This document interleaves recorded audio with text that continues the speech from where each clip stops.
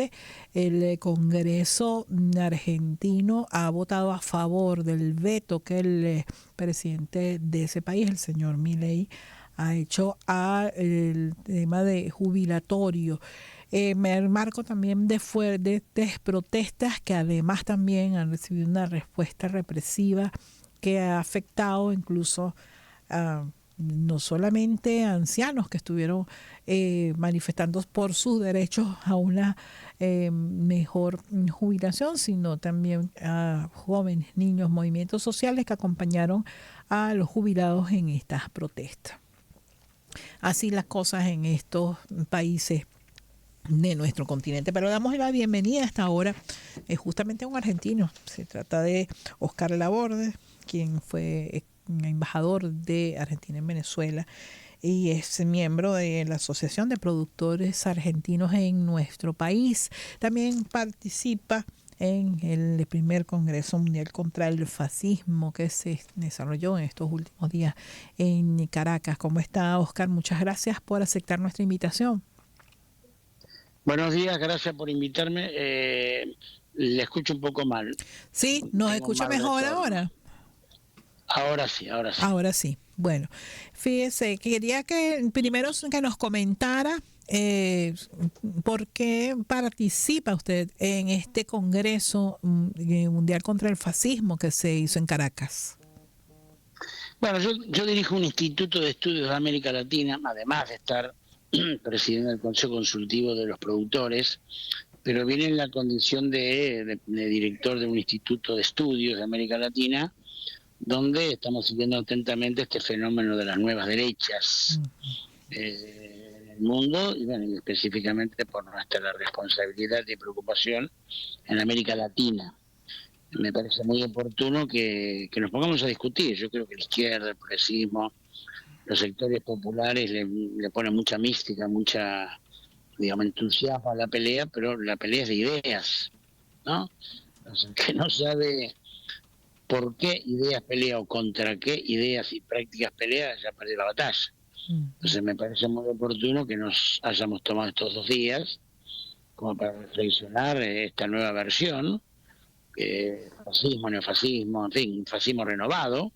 Está claro que no es el fascismo de Hitler o el nazismo de Hitler y el fascismo de Mussolini, pero sí tiene características que deben preocuparnos y que debemos estudiarlas. Oscar, yo quisiera allí ahondar un poco porque no tienen la percepción que esa categorización entre derechas e izquierdas, entre progresismo y conservadurismo, se ha desdibujado en este momento en el mundo, no solamente en nuestro continente, que incluso hoy vemos a grupos o partidos conservadores asumir banderas que fueron tradicionalmente de la izquierda, o a la izquierda viendo, acercándose a las visiones de la derecha. El caso, por ejemplo, de la izquierda europea, que yo cada vez entiendo menos qué es lo que quieren los partidos que todavía se denominan socialistas o comunistas en Europa. Pero en nuestro continente yo creo que es un campo de batalla especialmente dramático entre estas, la redefinición de esto que hasta hace poco llamamos izquierdas y derechas. Yo creo que no los partidos que se autocalifican de izquierda o los que se autocalifican de derecha, ahora hay más, antes no existían los que se reconocían de derecha. Eso puede estar relativizado, pero lo que me queda es claro que sí, que si izquierda somos aquellos que efectivamente pensamos que debe haber un mundo más justo, que los sectores populares deben vivir mejor, que la convivencia entre países tiene que hacerse a partir de el diálogo diplomático, que tiene que haber un Estado presente en todos los países que motiven a la salud pública, a la educación pública, a la investigación. Eso me parece que sigue siendo absolutamente vigente. Y si por derecha entendemos aquellos que quieren mantener los privilegios de unos pocos, que cada vez son más pocos y cada vez son más ricos, eso es la derecha o la ultraderecha o la derecha libertaria. Entonces, las categorías siguen existiendo. Bueno, claro, hay gente que ha sido de derecha o que se dice que de derecha no lo es, pero eso no nos tiene que engañar, ¿no? Porque si no pensamos que esto es lo mismo, que se terminaron las ideologías, me parece que al fin de los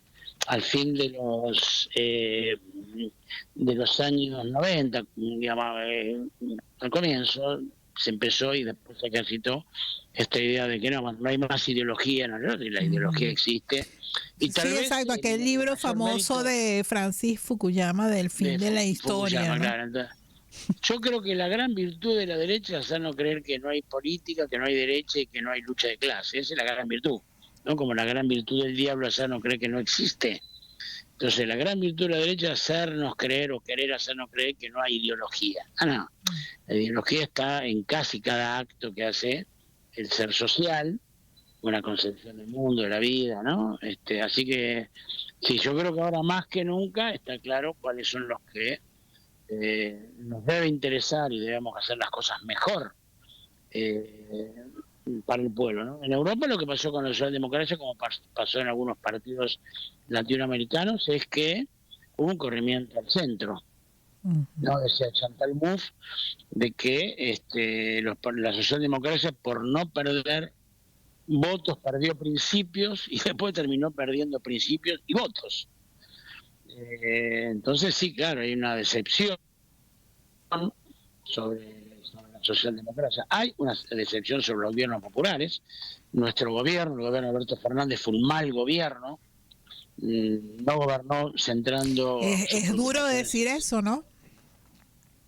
No, pero lo que es duro es mentirse a sí mismo. Eso es duro. Me parece que, digamos, ojalá no hubiera sucedido, uno es triste, pero insisto, peor que eso es de mentir. Si no, hicimos un buen gobierno.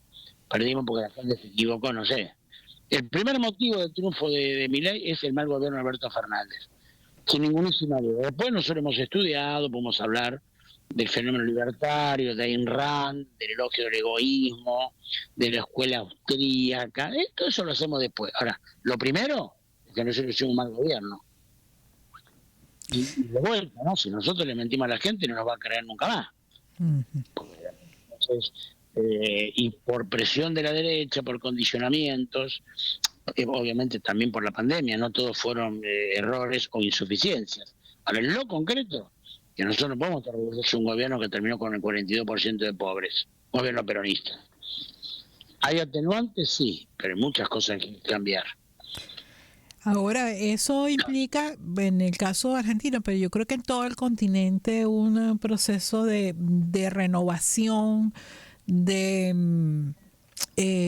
no sé si redefinición de quienes se asumen como progresistas, tanto partidos como organizaciones sociales, movimientos que abundan en América Latina, porque yo creo que justamente a finales de los 90, con la caída de lo que se dio en llamar el socialismo real o la Unión Soviética, muchas organizaciones de izquierda se refugiaron o se atrincheraron más bien en las demandas sociales específicas, los derechos de las mujeres, derechos humanos, derechos de los pueblos originarios, el movimiento ecologista.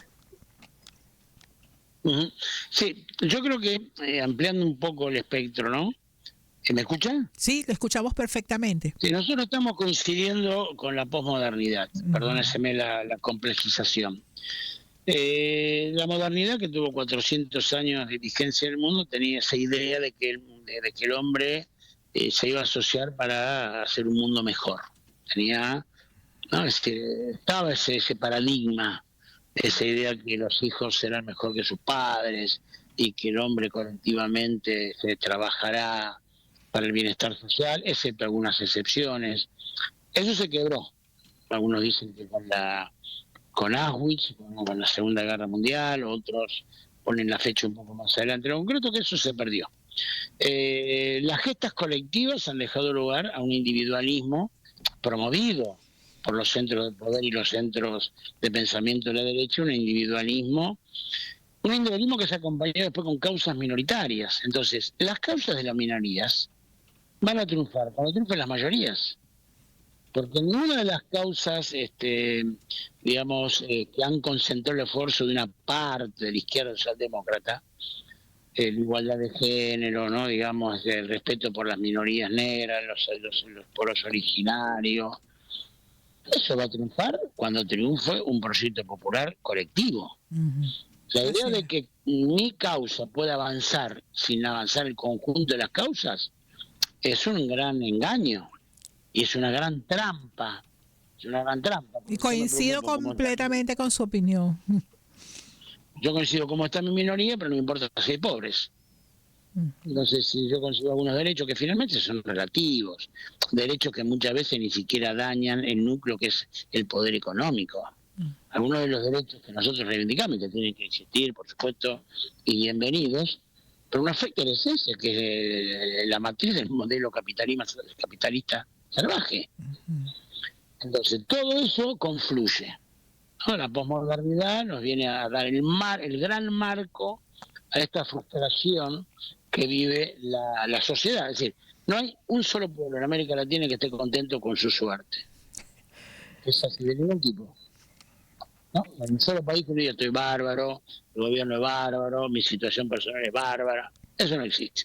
Ese disgusto, combinado con una disolución de los partidos políticos, y con esta idea de que la política no sirve, y que es todo igual, y que no importa la derecha y la izquierda, ha llevado a esta situación. Formaciones muy débiles, que son manipuladas por Estados Unidos, donde si la persona, si el emergente es Pedro Castillo, que quiere hacer la revolución, lo meto preso. Si el emergente de este descontento es Milei, lo premio. ¿No? Esa es la realidad, y sobre eso hay que estudiar, hay que pensar, hay que prepararse, porque eso lo ha hecho. La derecha se ha adecuado a los nuevos tiempos. Ha modificado, por supuesto, su estilo, también su forma de comunicación. Ahora, si la izquierda no hace nada de eso, y tenemos que ir a la batalla. Y ahí ha mencionado un aspecto que me parece muy importante y que me gustaría que compartiera con nosotros sus reflexiones al respecto. Quiero recordarles quienes nos están escuchando que conversamos con Óscar Laborde, fue embajador de Argentina en nuestro país. Además pertenece a la Asociación de Productores Argentinos de Venezuela, pero además participó como líder de un instituto de investigación de pensamiento en América Latina en este Congreso Mundial contra el Fascismo. Ay, disculpen ustedes que aquí un carrasposito que nos agarró un momentico. Pero usted ha mencionado el tema de la difusión, de la producción de contenidos y medios de comunicación, que es un tema fundamental. Claro. Sí, bueno, en eso también hay que, obviamente nosotros peleamos contra un aparato que dirige ni más ni menos que Elon Musk, el dueño de X, el dueño de ex Twitter, pero bueno, hay que adecuarse. La internet y las nuevas tecnologías y las redes iban a venir a hacer más democrático el espacio, y no fue así. Sí, realmente no es una democracia lo que hay en las redes sociales en general. No, porque había la ilusión de que cada uno se podía conectar personalmente con el otro, y no es así. Todos lo hacemos a través de Google, de Facebook, de Twitter, de TikTok. Es decir, volvemos a comunicarnos a través de las grandes concentraciones que manejan con los algoritmos. El algoritmo es de derecha, amiga. El algoritmo es un algoritmo supremacista, paternalista.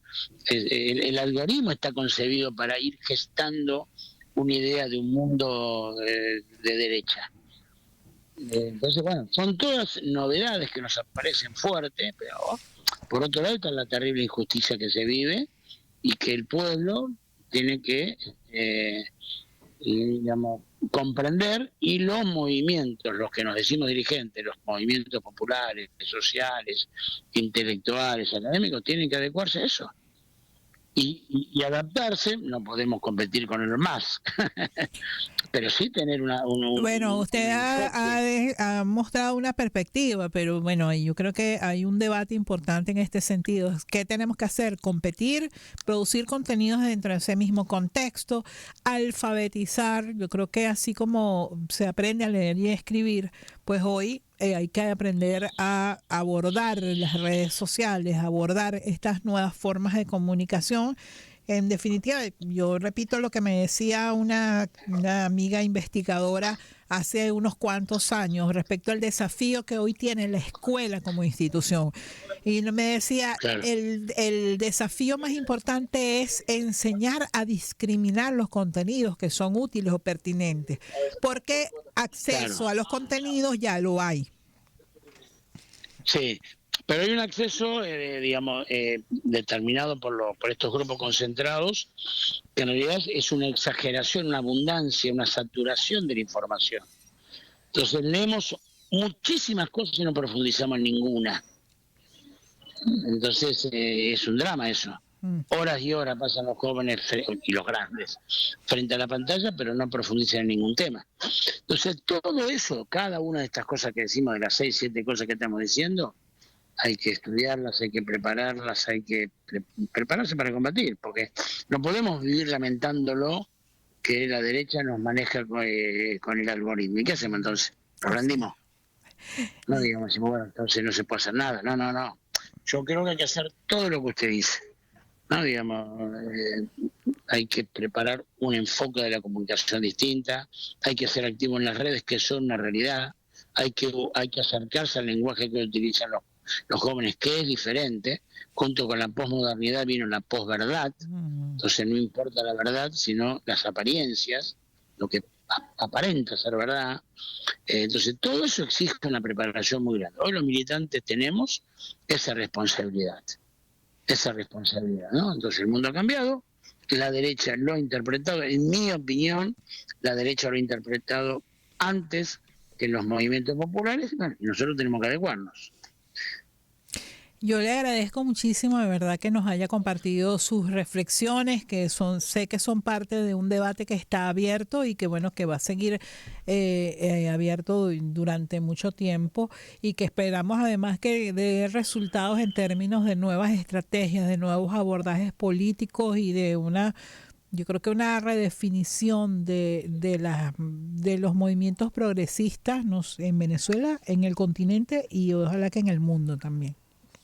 Es imprescindible, si no, bueno, preparemos no a ser observadores de lo que sucede. Y muchas gracias por invitarme. No, es siempre bienvenido. Muchísimas gracias a usted por aceptar nuestra invitación. Que tengamos buen día. Igualmente para usted era Oscar Laborde, ex embajador argentino en Venezuela, miembro de la Asociación de Productores Argentinos en nuestro país y además presidente de un instituto de investigación del pensamiento latinoamericano, en calidad de la cual participó en este evento, el primer Congreso Mundial contra el Fascismo que se desarrolló en Caracas. Temas para el debate, para la reflexión. Y con este comentario nosotros vamos a despedir nuestro espacio por el día de hoy.